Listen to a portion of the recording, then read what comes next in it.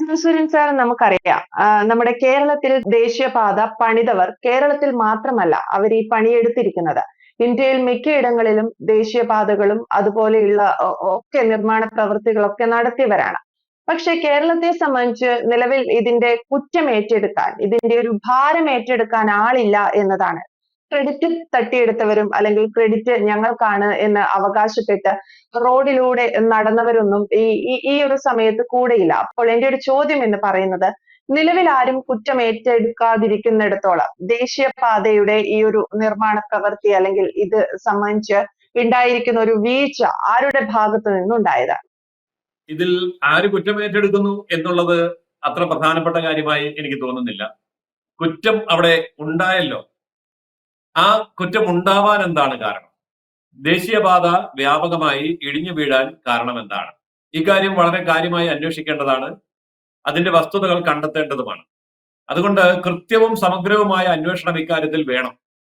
അത് പറയാൻ കാരണം, ദേശീയപാത എന്ന് പറയുന്നത് കേരളത്തിന്റെ 600 കിലോമീറ്റർ മാത്രമല്ല, 10,000-കണക്കിന് കിലോമീറ്റർ ഇന്ത്യയിലെ എല്ലാ സംസ്ഥാനങ്ങളിലൂടെയും കടന്നു പോകുന്നു. പക്ഷെ അവിടെയൊന്നും ദേശീയപാത പണിയുമ്പോൾ ഇടിഞ്ഞു വീഴുന്നില്ല. കേരളത്തിന് സമാനമായിട്ടുള്ള ഭൂപ്രകൃതിയുള്ള കർണാടകം, പശ്ചിമഘട്ടത്തിന്റെ തുടർച്ച അങ്ങ് ഗുജറാത്ത് വരെയുണ്ട്.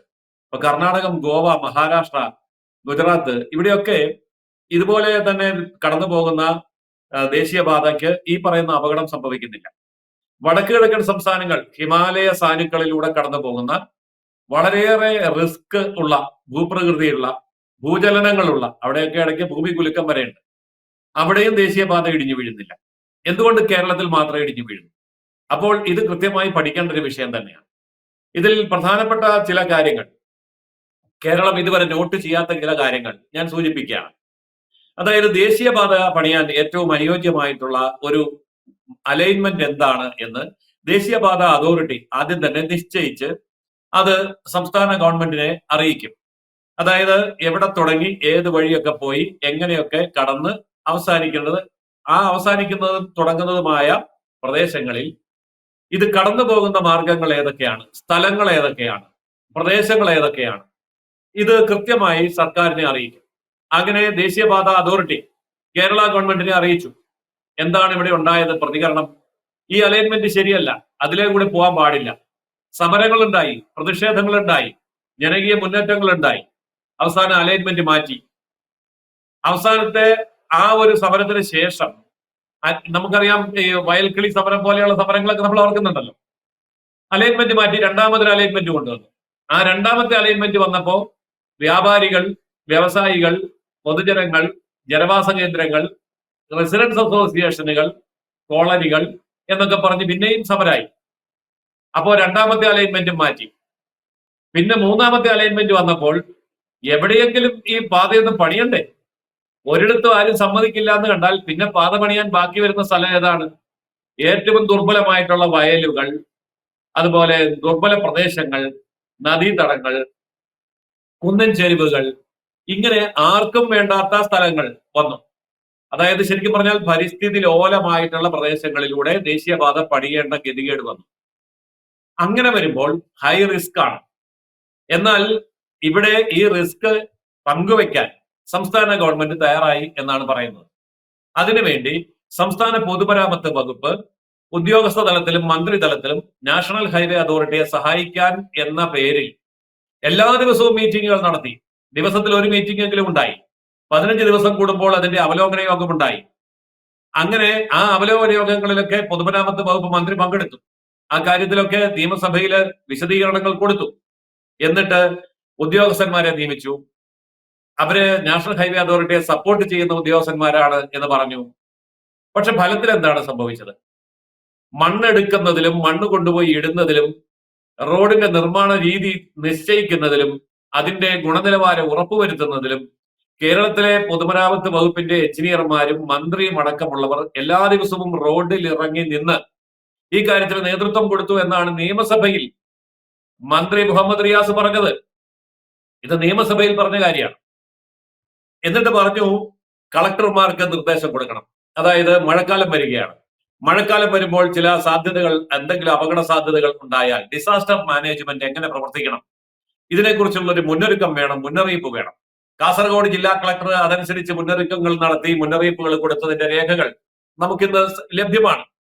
അങ്ങനെ കളക്ടർമാർ ഇടപെടുന്നു, മന്ത്രി ഇടപെടുന്നു, മുഖ്യമന്ത്രി ഇടപെടുന്നു, പൊതുമരാമത്ത് വകുപ്പ് ഇടപെടുന്നു, അതിന്റെ ഉദ്യോഗസ്ഥന്മാർ മേൽനോട്ടം വഹിക്കുന്നു. എല്ലാ ദിവസവും അതാണ്, ദിവസത്തിൽ ഒരു മീറ്റിംഗ് എങ്കിലും നടക്കുന്നു. 15 ദിവസം കൂടുമ്പോൾ മന്ത്രിയുടെ നേതൃത്വത്തിൽ അവലോകന യോഗം നടക്കുന്നു. കേരളത്തിന്റെ ദേശീയപാതയിൽ വടക്കേ അറ്റം മുതൽ തെക്കേ അറ്റം വരെ വിദഗ്ധ സമിതി, എഞ്ചിനീയർമാരും അതുപോലെ ഉദ്യോഗസ്ഥന്മാരും അടക്കം വിദഗ്ധ സമിതി പോയി നേരിട്ട് പരിശോധിക്കുന്നു. ഇത്രയും വലിയ വിപുലമായ പരിശോധനയും സപ്പോർട്ടും ഉപദേശങ്ങളും ഒക്കെ കൊടുത്ത ഒരു പാത നിർമ്മാണം, ദേശീയപാത നിർമ്മാണം ഇന്ത്യ മഹാരാജ്യത്ത് കേരളത്തിലല്ലാതെ ഒരിടത്തും നടന്നിട്ടില്ല. എന്നിട്ട് ആ പാതയാണ് ഇപ്പൊ ഇടിഞ്ഞു വീണുകൊണ്ടിരിക്കുന്നത്. അപ്പോൾ അന്വേഷിക്കണ്ടേ? തീർച്ചയായിട്ടും ഈ വിവരം അന്വേഷിക്കണം. ഇതിന്റെ കുറ്റക്കാരാരാണ് തീർച്ചയായിട്ടും കണ്ടുപിടിക്കണം. അങ്ങനെ കണ്ടുപിടിക്കുമ്പോൾ ഒരു കാര്യം വളരെ വ്യക്തമാണ്. ഇപ്പോൾ വച്ച ഫ്ലെക്സ് ബോർഡ് എടുത്തുകൊണ്ട് ഓടിയവർ, ഞാനാണിത് പണിതത് നിയമസഭയ്ക്കകത്ത് കയറി വാചകമടിച്ചവർ, ദേശീയപാത നോക്കൂ ഇത് എന്റെ ഗവൺമെന്റിന്റെ അഭിമാനമാണ് എന്ന് പറഞ്ഞ മുഖ്യമന്ത്രി, ഇവരടക്കം ഇതിന് മറുപടി പറയേണ്ടി വരും. കാരണം ഇവരുടെയൊക്കെ സഹായവും സപ്പോർട്ടും ഇവരുടെയൊക്കെ മേൽനോട്ടവും ഇടപെടലുമാണ് ഇത് പൊളിഞ്ഞു വീഴാൻ കാരണം എന്നാണ് ഇപ്പോൾ വ്യക്തമായിരിക്കുന്നത്. അല്ലെങ്കിൽ അവർ വിശദീകരിക്കട്ടെ, അല്ലെങ്കിൽ മുഖ്യമന്ത്രി പറയട്ടെ, പൊതുമരാമത്ത് വകുപ്പ് മന്ത്രി പറയട്ടെ, പൊതുമരാമത്ത് ഉദ്യോഗസ്ഥന്മാരും എഞ്ചിനീയർമാരും വിഷയ വിദഗ്ധന്മാരും പറയട്ടെ എന്തുകൊണ്ട് ഇത് സംഭവിച്ചു എന്ന്. മാത്രമല്ല, എന്തുകൊണ്ട് ഇത് തടയാൻ നിങ്ങൾക്ക് കഴിഞ്ഞില്ല? നിങ്ങൾ ഇത്രമാത്രം ശക്തമായ ഇടപെടൽ നടത്തിയല്ലോ, എന്തുകൊണ്ട് ഇത് തടയാൻ കഴിഞ്ഞില്ല? ഇങ്ങനെ സംഭവിക്കാതെ നല്ല രീതിയിൽ ഇതിന്റെ പണി പൂർത്തിയാക്കാൻ കഴിഞ്ഞില്ല. ഇതിന് കാരണം ഞാൻ നേരത്തെ സൂചിപ്പിച്ചതാണ്. മറ്റ് സംസ്ഥാനങ്ങളിൽ ദേശീയപാത വികസനത്തെ സംബന്ധിച്ച് നാഷണൽ ഹൈവേ അതോറിറ്റി മുന്നോട്ട് വെക്കുന്ന അലൈൻമെന്റിനെ അവിടുത്തെ ഒരു സംസ്ഥാന ഗവൺമെന്റും കുറ്റം പറഞ്ഞിട്ടില്ല, അതിനെതിരെ സമരത്തിന് പോയിട്ടില്ല. ആ രീതിയിൽ പലതവണ അലൈൻമെന്റുകൾ മാറ്റേണ്ടി വന്നിട്ടില്ല. ഇവിടെ നാഷണൽ ഹൈവേ അതോറിറ്റി സംസ്ഥാന ഗവൺമെന്റുമായി കോംപ്രമൈസ് ചെയ്ത് അവസാനം ഒരു രീതിയിലും പണി പൂർത്തിയാക്കാൻ കഴിയാത്ത മേഖലകളിലൂടെ പണിയേണ്ടി വന്നു. അതാണ് ഇന്നിപ്പോൾ നമ്മൾ നേരിട്ടുകൊണ്ടിരിക്കുന്ന പ്രശ്നങ്ങളുടെ അടിസ്ഥാനപരമായ കാരണം. എന്തായാലും ജയസൂര്യൻ സാർ സൂചിപ്പിച്ചതുപോലെ പല ആവർത്തി പലതവണ നമ്മുടെ സംസ്ഥാന സർക്കാരായാലും മന്ത്രി മുഹമ്മദ് റിയാസും ഒക്കെ നേരിട്ട് നടന്നു പോയി കണ്ട് ഇതിലൊരു തീരുമാനമെടുക്കാൻ നോക്കിയിട്ടും അല്ലെങ്കിൽ അത്തരത്തിൽ നിരീക്ഷണം നടത്തിയിട്ടും വ്യക്തമായ പരിശോധനകൾ നടത്തിയിട്ടും സംസ്ഥാന സർക്കാരിന്റെ ഭാഗത്തു നിന്നുണ്ടായ ഒരു വീഴ്ച കൂടിയാണ് ദേശീയപാത ഇടിഞ്ഞതിൽ കാരണമെന്ന് പകൽ പോലെ വ്യക്തമാവുകയാണ്.